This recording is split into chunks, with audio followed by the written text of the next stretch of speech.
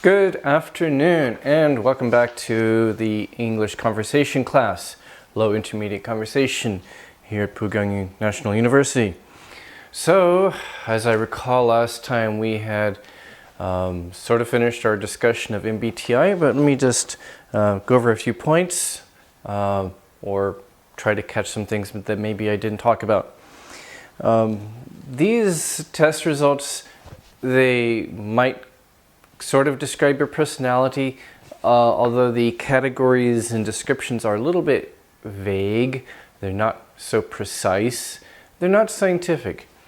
It can be a helpful test for helping you to understand yourself and some of your personality features and your preferences. And maybe sometimes in a relationship, it might help you to understand the other person and the differences that you two have and what might be sources of possible conflict because you're this way and the other person is very different in that way.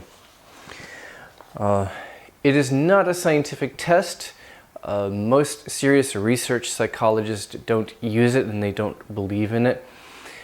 For maybe research or for clinical purposes like treating patients, they would use other tests, not this one.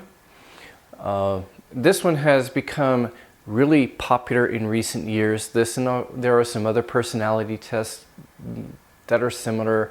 They try to group people into very general, broad categories and make very general statements about them and about you. But they're not very scientific or very precise. They might be helpful to you, fine, that's cool, and I don't want to discourage you from finding out about yourself and knowing yourself better. But they work to a point because their descriptions or their insight are still a bit vague and not so precise or very deep. It's not scientific for anything. You might have noticed you get different results sometimes. Some people get different results when they take the test more than once. And that tells you it's not a scientific test. So the categories and the descriptions are, psychologically speaking, are not very precise or scientific or accurate. It makes you choose this or that, introvert or extrovert, and maybe you're in between. And depending on how you feel when you take the test, one time it might say introvert, the next time extrovert. When really these things are not kind of either or, black and white. You can be kind of somewhere in a whole range from here to here. When it comes to the sensing intuitive dimension, I'm kind of in between myself.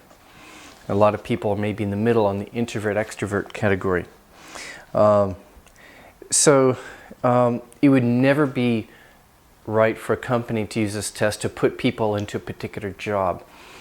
It is a test of your preferences, not your abilities. And it's only for self-awareness, for knowing yourself. It is not about your ability to do a job. It has nothing really to do with your ability to do a job. In any particular job, there are lots of different people who can do well in a particular kind of job, regardless of specific personality characteristics. If you think about it in the real world, you know, a lot of people can be successful managers or bosses or professors, though they have very different personality characteristics. So some common sense would tell you that this is not good for putting people into jobs or even in relationships. Relationships like romantic relationships and marriage relationships, they're complex. People are complex. Too complex to be really described so neatly by a simple test that puts you into one of 16 categories. The 4 digits like INTP, ESFJ makes 16 different categories. There are more than 16 different types of people, believe me. So it's not an accurate or scientific test, but hey, it can be helpful. And there's some other tests out there that are popular and maybe even less scientific and less accurate.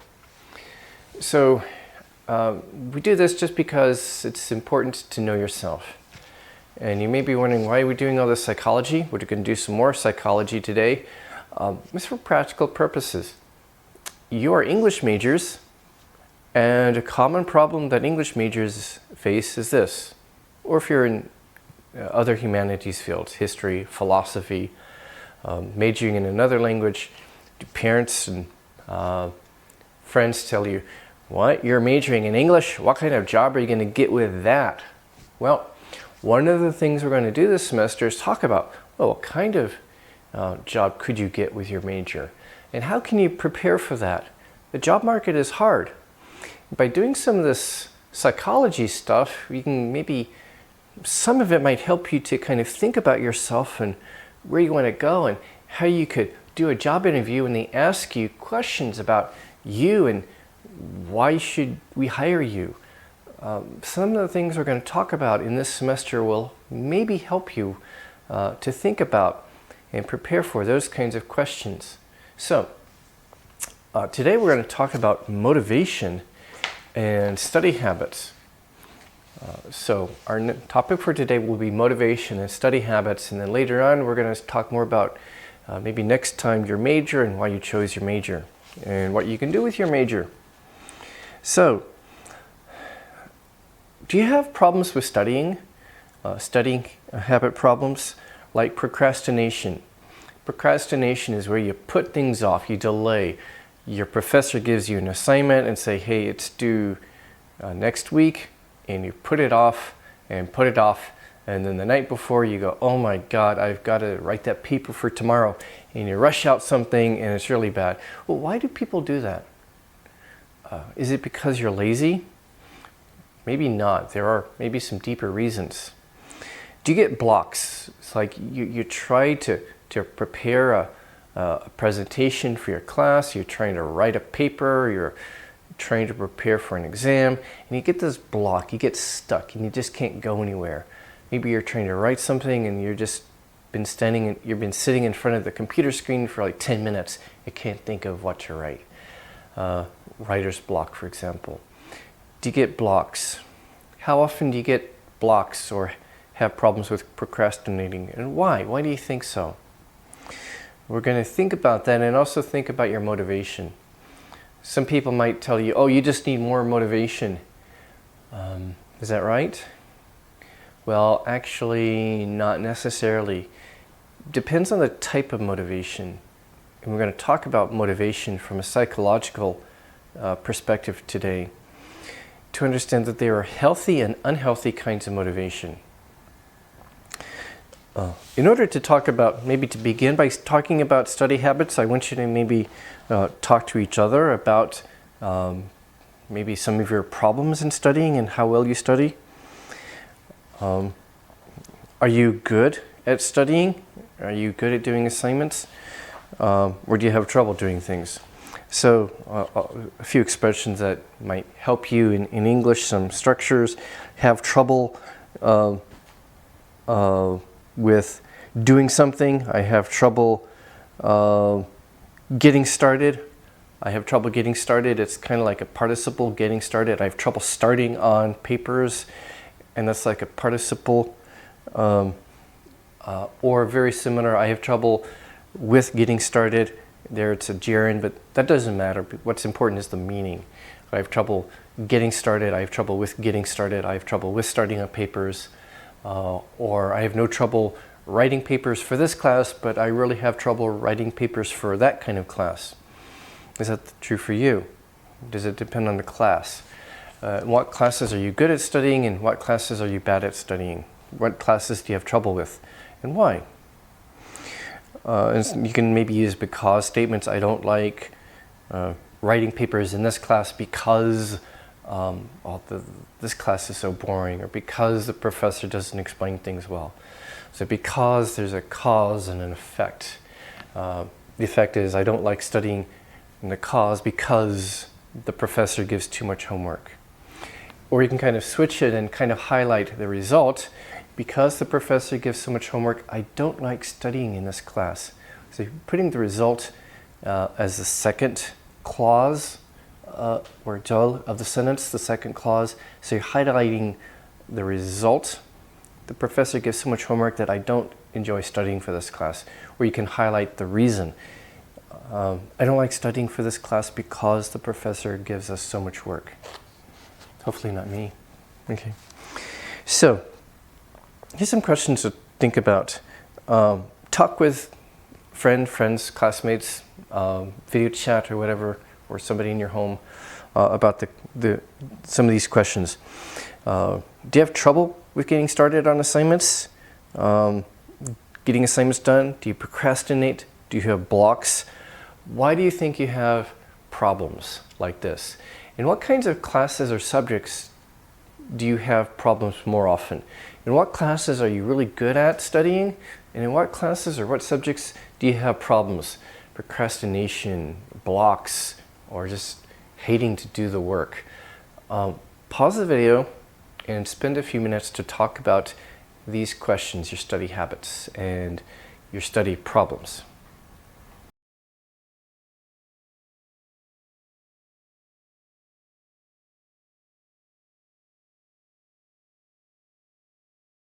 All right, maybe you have some study problems and it may be related to how well you enjoy or hate the class. So on the next slide here, I'm going to give you, I've got some informal self-survey questions. For each of these questions, maybe think about several different classes or subjects, like your English literature classes, your English linguistics classes, your international studies classes, or particular classes like your grammar class, your classes on American literature, for example, particular classes and such. Think about these questions, like, do you enjoy learning and doing work in this class? Like studying with friends? Do you do assignments because you have to, or because you like doing it, or because you don't want to look bad?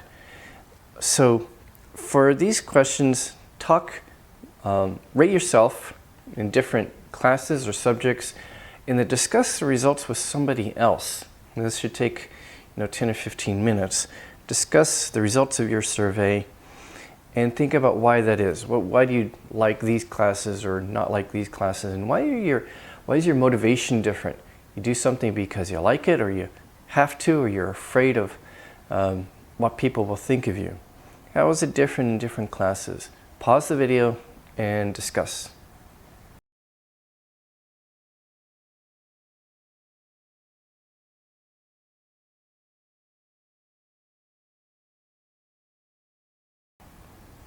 Next question, motivation. In the classes where you are good at studying and you do well, you like it, compare that to the classes where you don't like it. How would you describe with the classes where you have maybe difficulties with studying? What's your motivation like? By motivation, I want to talk more specifically in psychological terms, because in psychology, there are different kinds of motivation. There's internal motivation, it's inside you, or we can call it intrinsic. It's inside you, it's within your nature, it's natural to you, it's part of your nature. Maybe for me, by nature, I like language classes. It's something I have an internal or intrinsic motivation for because I want to do it. I enjoy doing it. I have and maybe for you it's language classes, or maybe it's literature classes or something. Do you do it because you want to? You have a choice. Because maybe you have personal interest, an intellectual interest, or social interest of some kind. Social interest maybe means you like learning with your friends, or maybe someday, from learning this language, I'm going to be able to become a part of that culture and have friends in that and relationships through that language and that culture, social motivation. So these are different varieties of internal motivation or intrinsic.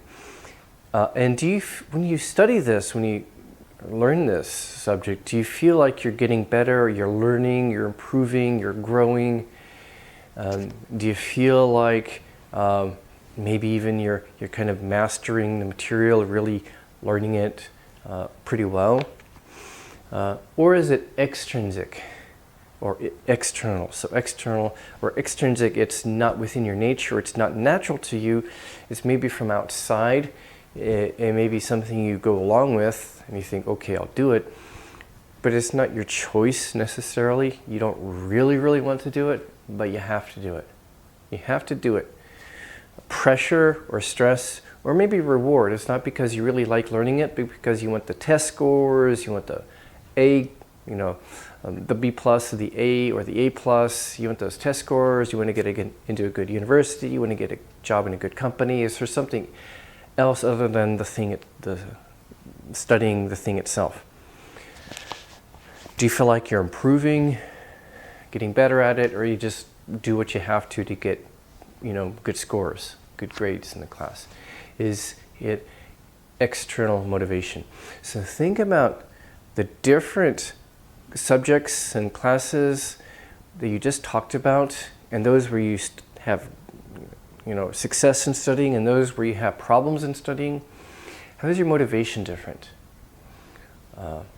Do you see clear differences in motivation in the classes where you do well and the classes where you have difficulty, where you don't like? Pause the video and discuss.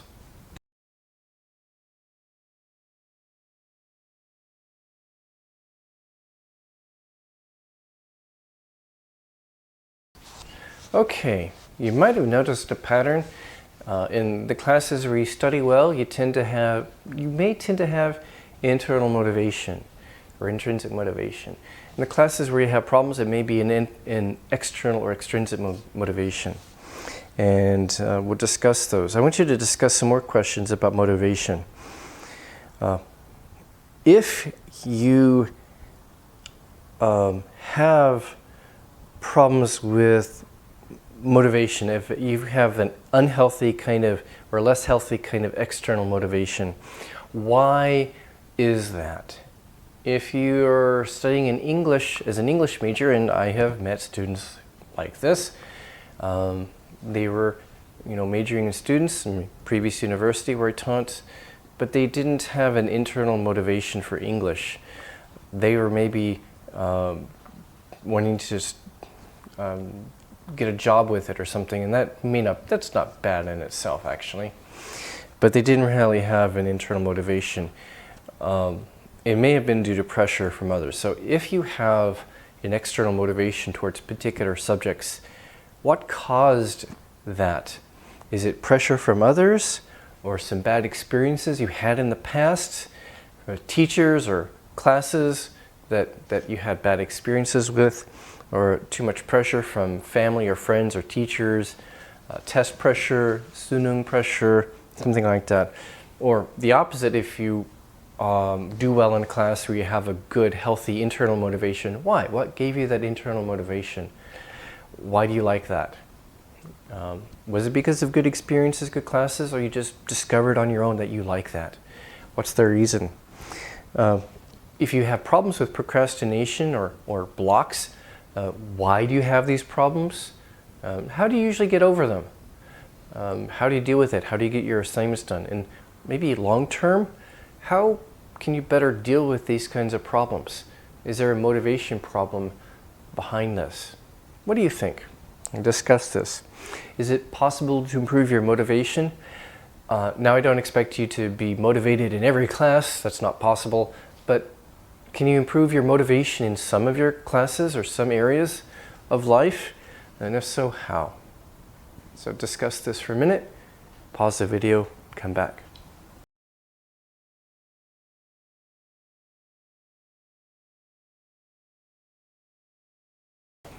Okay, we're back, and I'm probably going to have you fill out a Google form about some of these questions and your thoughts about this. Let me talk about a couple of other flavors of motivation. There's one called the instrumental or tool motivation. There are other names for it that you might come across. And this is kind of in between the internal and external, and it's a fairly healthy kind of motivation. And this is where your attitude is neutral. It's not really positive, like I like this, or it's not negative, I don't like this, or I do it because I have to. It's kind of neutral. You view something as a useful tool for doing something else. Let's say you like business and you want to go into business. That's your internal motivation. Your internal motivation is learning about business and doing business and being successful in business because that's what you enjoy. and you like learning about business news and studying about business concepts and taking classes about business and economics and finance, because you like that. And maybe for you, English is something that you have this neutral motivation for. You don't really like English, but you don't hate it, you don't mind it. It's not because, oh, I have to, you have to, but because it's a useful tool for learning about business. Business is your thing, and English is a useful tool. So you don't mind English, you don't think about it. It's just a useful tool for learning about business, which is what you want. It's a useful tool. And that's a healthy motivation. Do you have a motivation like that kind of instrumental motivation towards English or something else that you're studying? Now, let me ask you about perfectionism. 완벽주의, perfectionism, 완벽주의, perfectionism. Are you a perfectionist? Do you have a perfectionist motivation toward any of your subjects, or toward school in general, or toward life, or relationships? Is perfectionism a good thing? Some people brag, oh, I'm a perfectionist, and they go to job interviews and the interviewer asks, okay, what's your greatest weakness? And so to sort of humble brag, we call it humble brag in slang. Humble, like you're being humble, but you're bragging about it in a way. So ironically, you humble brag. As a weakness, I say, oh, well, I'm a perfectionist. It's sort of like bragging about a weakness in a way that seems to sound good. But is perfectionism something to brag about? Is it something to be proud of? Is it healthy? Is it a good thing? I want you to think about that, discuss that. Does it help you? So talk about that, pause the video and discuss perfectionism.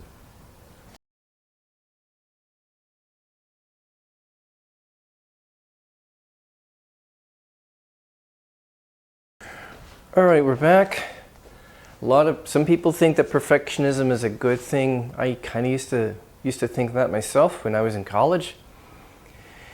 And in my case, it was hard to identify. I talk about this because I used to be a perfectionist. So in college, for example, or throughout my school life, I had intrinsic motivation toward a lot of my subjects. And so I studied things passionately because I loved the learning. But at the same time, I was a perfectionist because I wanted to get good grades. I tried really hard to get good grades, or to be successful, to be the best researcher I could, or the best student I could be, and get the best scores, have the greatest research accomplishments in my life. Perfectionism, though, is actually not healthy. It's an extreme form of external or extrinsic motivation.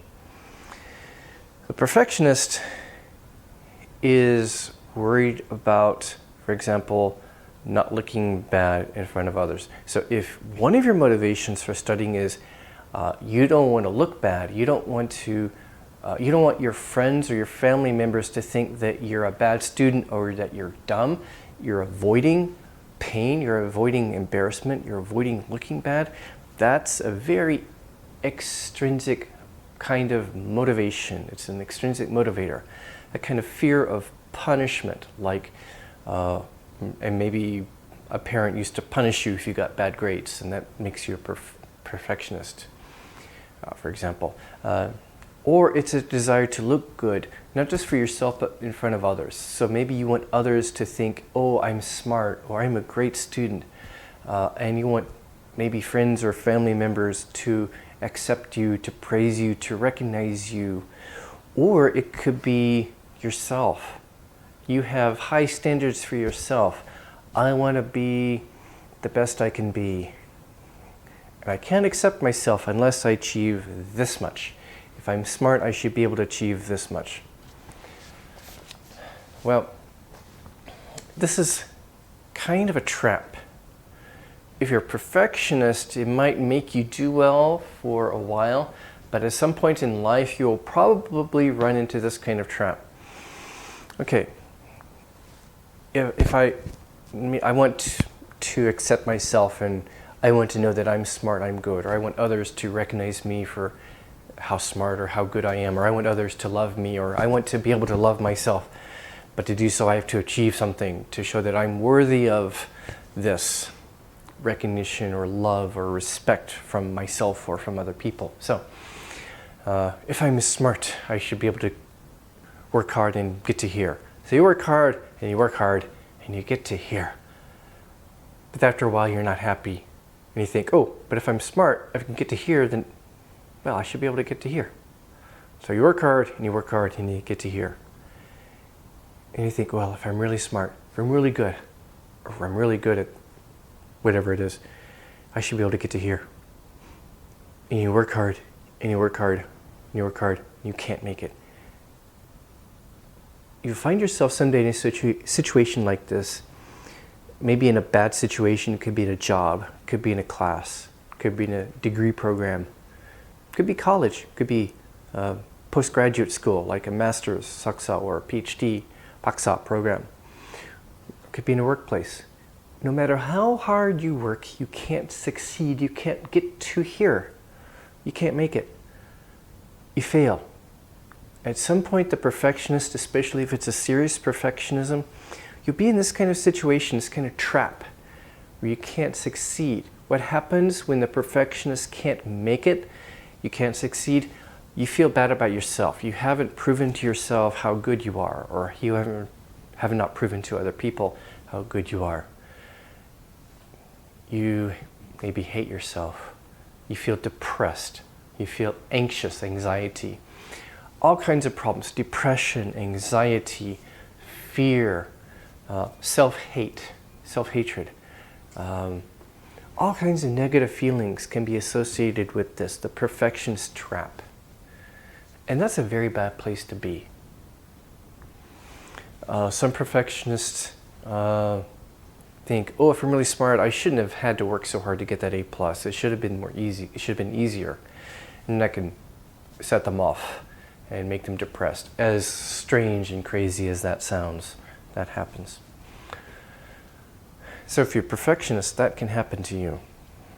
And that could be part of the reason why you might have study problems, like procrastination or blocks or other problems. Maybe you avoid taking hard classes because you think, oh, I'm going to do badly and look bad and feel stupid about myself, or get bad grades and other people will think I'm done. What are the reasons for perfectionism, or just extrinsic motivation in general, unhealthy motivation? Or maybe just a lack of motivation. You just have lost all motivation altogether. Life has been so hard to you, you've lost motivation completely. What causes this? What causes these kind of motivation problems like perfectionism or extrinsic motivation? I've kind of talked a little bit about some, but I want you to pause the video, and especially if you examine yourself, why are you a perfectionist, or why might you have some motivation problems, at least in some classes? Pause the video and talk about it for a while.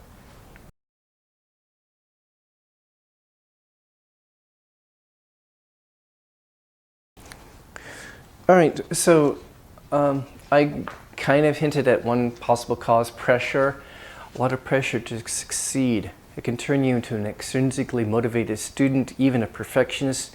It could be school pressure, student pressure, test pressure. It could be pressure from family, pressure from friends, or this sense of pressure. I don't want my friends to think I'm dumb. I don't want to look bad in front of my friends. That kind of pressure, social pressure. It could be pressure just from society and culture to succeed, get good scores, get into a good school, get into a good company, get a big salary. Pressure. And that gives you certain expectations, but are those expectations of yourself realistic? As a perfectionist, in graduate school, I realized my expectations of myself were not realistic. And if you have motivation problems or unhealthy motivation, think about your expectations of yourself. What do you expect of yourself? Are those expectations realistic? Are those expectations really from you and what you know is good for you? Or are those expectations from other people that you have internalized? Are those expectations realistic? Are they right for you? Think about that on your own. Bad experiences, if you've had maybe a bad teacher, a bad class that can really demotivate, it can take away your motivation. A bad teacher can really discourage you. Think back in your past. Did you have a bad teacher or a bad class, a bad school, or just a lot of criticism from parents or teachers about your grades or such? Did bad experiences make you afraid? Did they make you worry about yourself? Did they cause anxiety or too much self-consciousness or other negative emotions? Did bad experiences hurt your motivation or ruin your love for a particular subject? That can be possible. One thing that can really make kids perfectionists is social comparison. So social comparison means comparing maybe you and other people. Maybe your parents or your teacher says, "Oh, your brother got really good grades in math and science. What's wrong with you? Why can't you get good grades and why can't you get A+ in science and math like your brother did? Your sister was so good in music. What's wrong with you? You can't play anything good on the violin," or something. Social comparison, where you compare to other people. Your friends got an A+ in the tests or in the class. What's wrong with you? Why didn't you get an A+? Can everyone get an A+ in the class? No, it wouldn't be meaningful if everyone did. It's not a realistic expectation. Type of social comparison. This exists not just in Korean culture, but in some ways in different cultures. The Korean phenomenon of umchina, your parents talk to other parents and they compare each other's kids. "Oh, my son got into Bugyongdae. Oh, my daughter got into Seouldae. Oh, well, my daughter got into Harvard." Who cares, by the way? We Americans, we don't care so much about Harvard, Ivy League. Yeah, it's good schools, but to us, it's not necessarily that much better than, say, Illinois, where I went to graduate school, or Pennsylvania, or Stanford, or Berkeley. We don't care. If you have motivation problems, study problems, what happened to you? Think about your past. Was there something in your past that affected you psychologically and emotionally? And again, perfectionism relates to a weak sense of self-esteem and a low self-confidence. You don't really believe in your ability to do well in school or in a particular area or in a particular subject.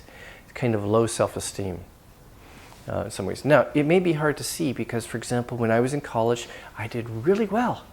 Good grades because I had this intrinsic motivation for the different subjects. I loved learning, but at the same time I was a perfectionist about the grades and I got frustrated if I couldn't get an A in college. When I was in college we didn't have A+, we just had A, B, C, D, by the way. Anyway, next question. How does motivation affect your study habits? In those classes where you do well, do you have intrinsic motivation? And if so, why? What makes you motivated? In those classes where you have problems, why do you have problems? Why do you have weak study habits? How does that relate to your motivation in those classes or subjects? How do your study habits differ in subjects or classes where you have healthy or unhealthy types of motivation? I want you to pause the video and discuss this for a few minutes. This is an important topic. Why do you have good or bad study habits? How does that relate to your motivation in those particular classes? And it could be different for different kinds of classes. Maybe in English you're great, but maybe you have to take a math class where you, I hate this, and you do badly. Pause the video and discuss.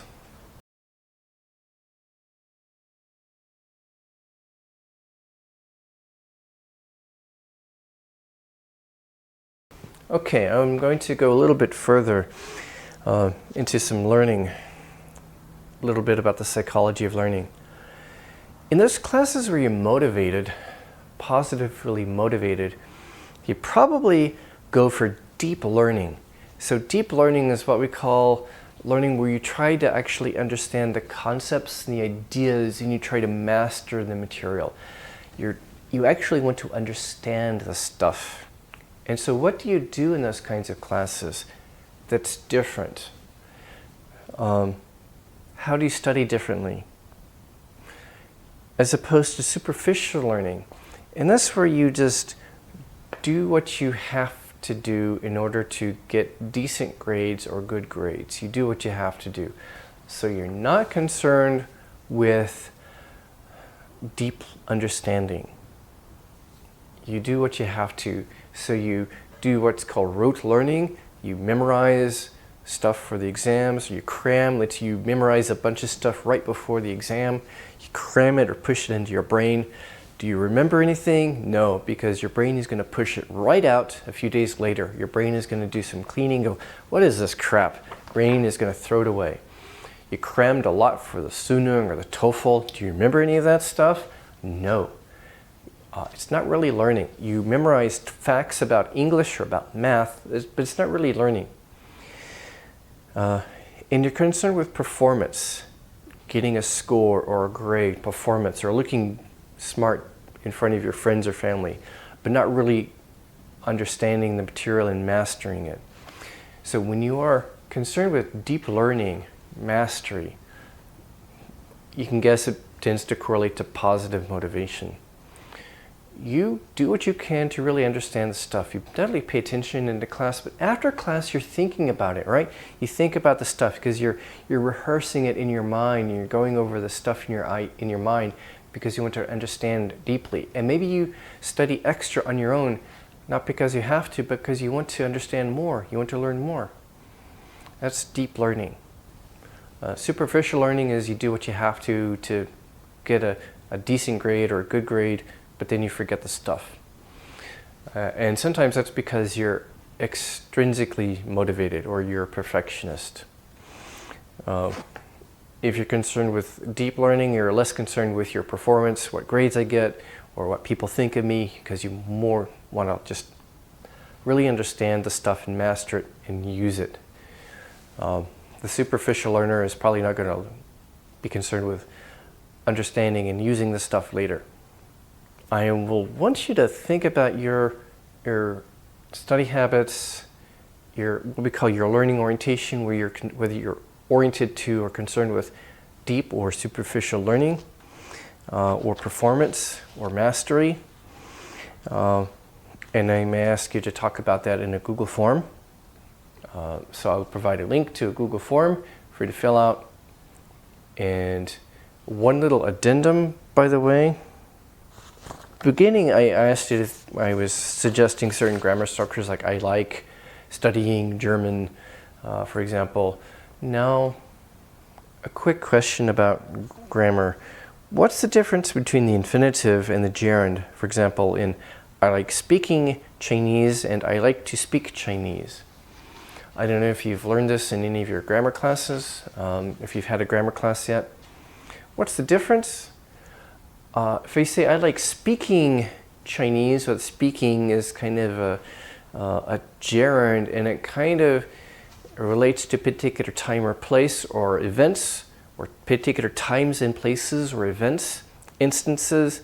So you're thinking of actual times you have been speaking Chinese. I like speaking Chinese. So it's kind of more factual. It at least implies that you do speak or you have spoken Chinese recently, now, or in the past. Something you've done. If you say, I like to speak Chinese, you're not implying specific actual speaking. It could be the case, but you're not really implying that, or you're not stating that, you're not making a commitment to that. It's kind of more general. The to speak is more timeless. The infinitive is more timeless.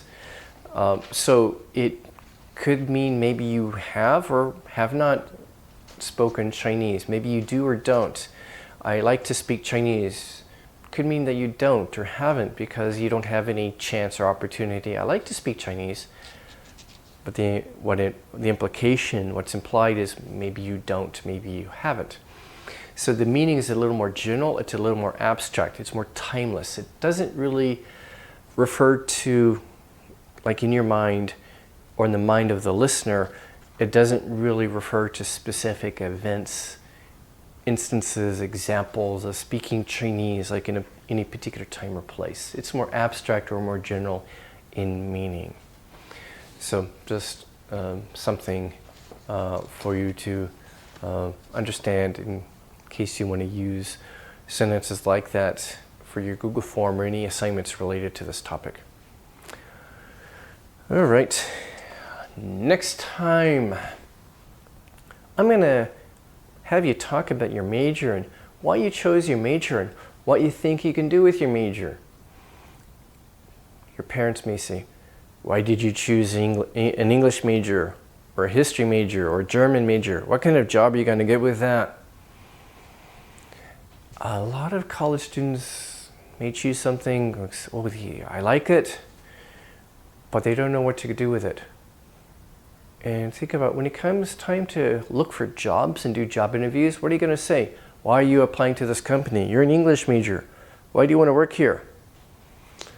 We're going to talk about that kind of stuff next time because I want to prepare you for the real world in a way that I wasn't prepared for when I was in college. In college, I majored in German. I didn't really think about my future. I just liked learning languages, so I just took all the language classes I could. I loved it. I had a strong intrinsic motivation for that and for linguistics. I didn't carefully plan my future, and that caused problems. I want you to start thinking carefully about your future and talk about it. So we'll do that next time. So there'll be a Google form for you to fill out. I don't have a handout for this lecture. I might. If I have a handout, I'll put it up as a link in the assignment or announcement in the LMS. But if I don't, I haven't had time to prepare one yet. But that's okay. This doesn't require the handout so much. But do the Google form, and I will see you all next time. Take care.